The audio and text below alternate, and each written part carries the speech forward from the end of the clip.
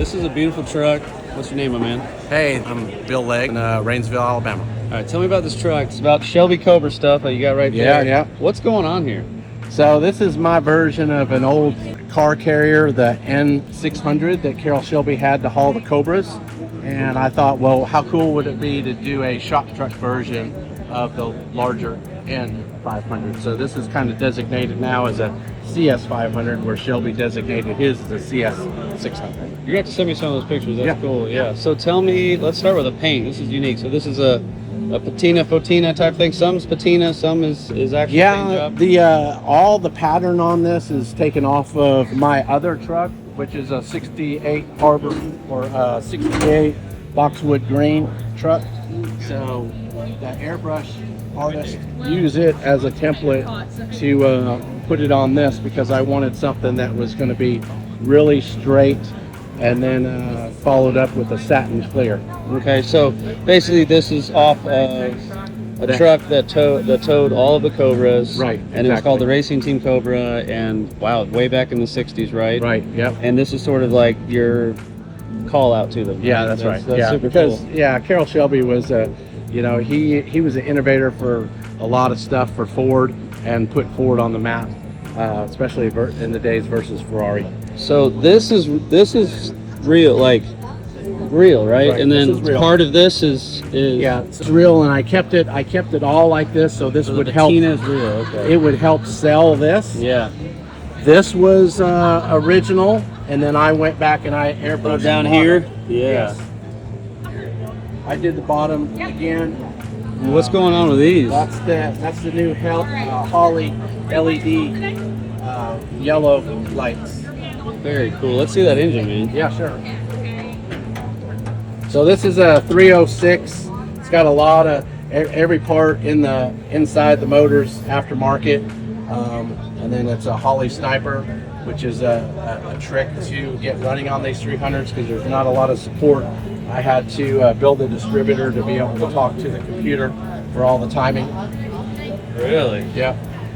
Because I'm sure the Holly AFI is like, what's going on here? I don't understand. Yeah, well, it's got to be told. We're missing some cylinders, you know. Yeah, it's got to be told what number one cylinder is, and then that's what the Hall effect sensor does. It's got a shutter wheel that's got 6 like up and down slots, like a square wave. That's cool. Now, what's going on with these badges over here? Yeah, so on the N600 they had, or the CS600, they had a badge like that as well that said manufactured by Shelby American, and I did a tribute to. That is super cool. Man, this is really freaking clean. What suspension are we looking at under there? So we're looking at a Crown Vic front suspension, aftermarket brakes with Peterson's double adjustable coilovers, and they're on the front and the rear, and the rear is a Lincoln Mark 8 rear independent suspension. Okay, this is the question for me. Is this a real steel one? No, or is it aluminum? that's an aluminum one that Okay. has the stamped tanks, Okay. so that it looks like an original. That's but it cool. has super large Oh, I fluid. should have just looked down here.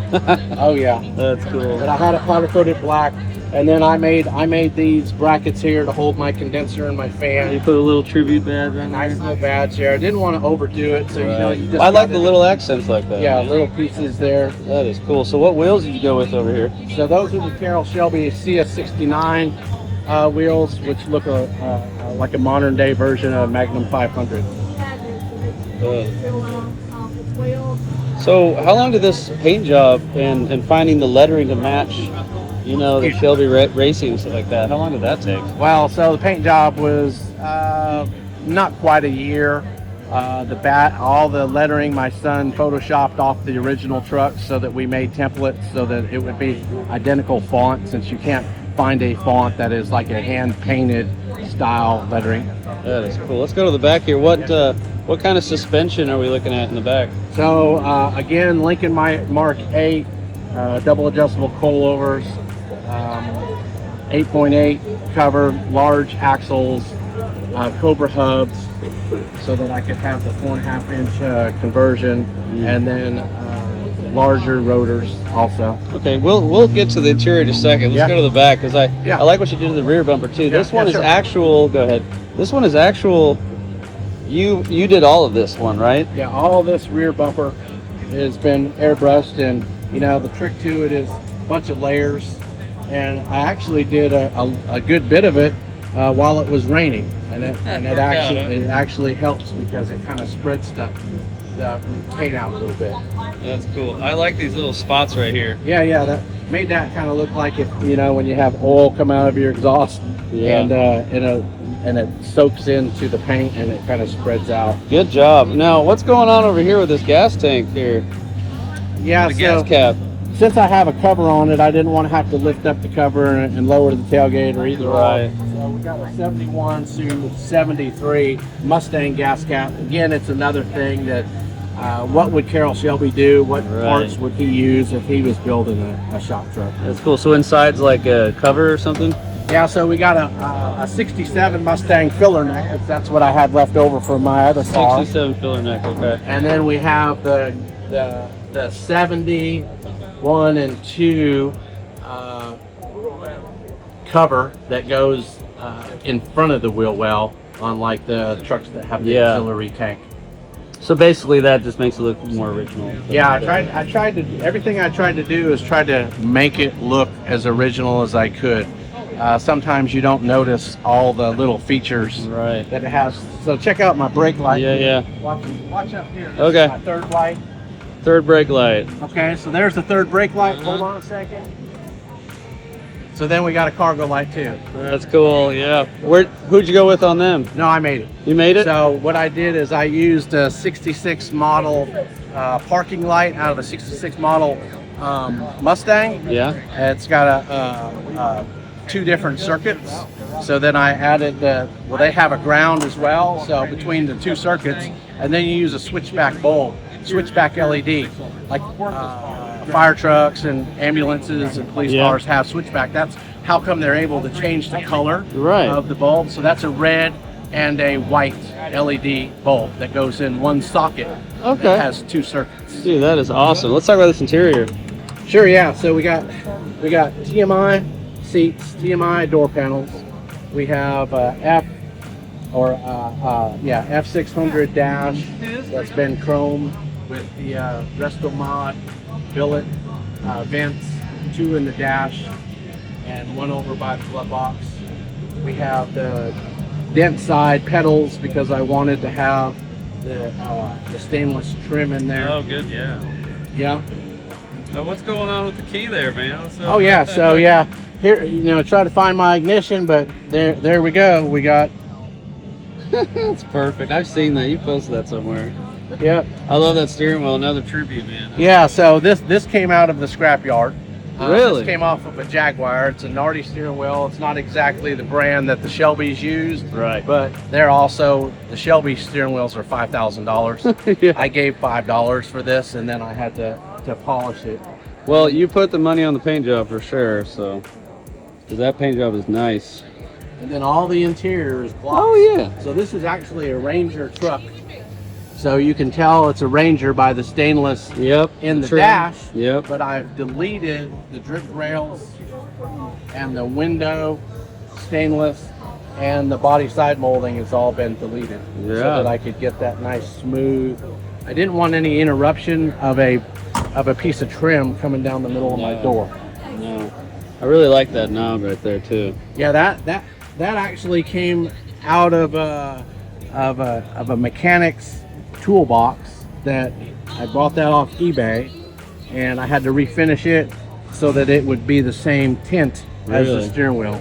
So that's a cool tag. Is that something that was on a Cobra? That was, well, it's a 1961 6-cylinder Carroll Shelby tachometer. Oh, yeah.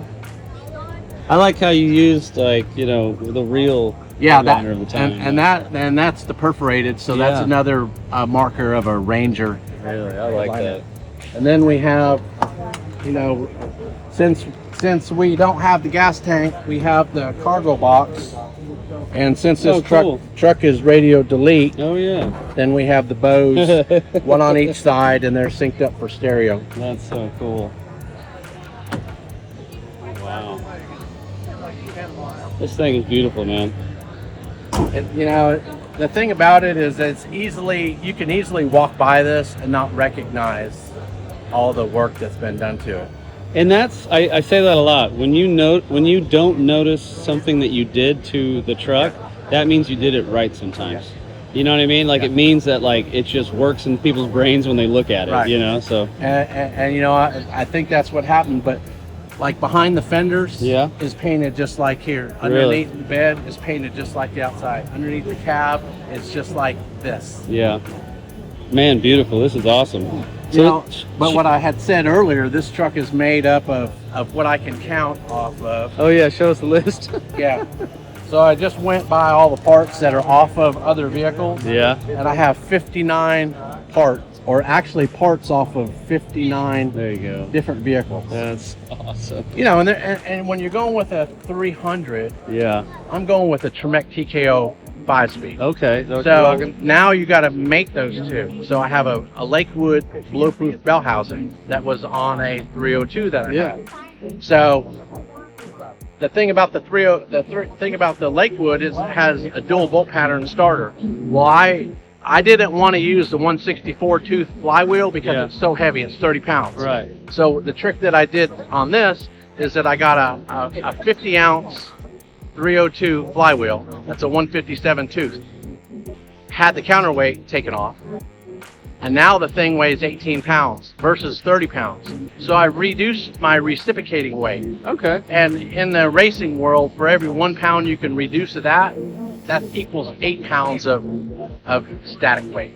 So this vehicle thinks that it's, you know, almost 100 pounds lighter just by, so that gives me better acceleration. And with the camshaft on this thing, it just pulls to, I was told it could go to 6,500, but I'm not pushing the 6-cylinder to 6,500. Now, you know, a lot of us have, you know, basically the straight sixes are kind of like, people always compare them to diesels, you know what I mean? Like they don't, once they go up to a certain RPM, the stock ones, you know, like that's it. But they're, you know, they're meant for pulling, they're meant for hauling, they're, you know, gear timing and everything like that. Does this one pull pretty hard? It pulls compared really hard to a stock one? Yeah, it pulls really hard. And I go down the highway. I have 308 gears and with a 0.68 or so overdrive. So I'm going 70 at 1,700 RPM. Really? Yeah. So just goes down the road nice and smooth. And everything's been kill matted, the roof, the floors, the doors, and it's just dead solid quiet. This is awesome, man. It's been converted over to a 3G alternator. Yeah. So they don't bolt up to this bracket, only 2Gs do, so I had to make an adapter plate here. Good. But, you know, then again, it's something that you can't tell that's been even touched. It's got later model solenoid. Yeah, why'd you do that?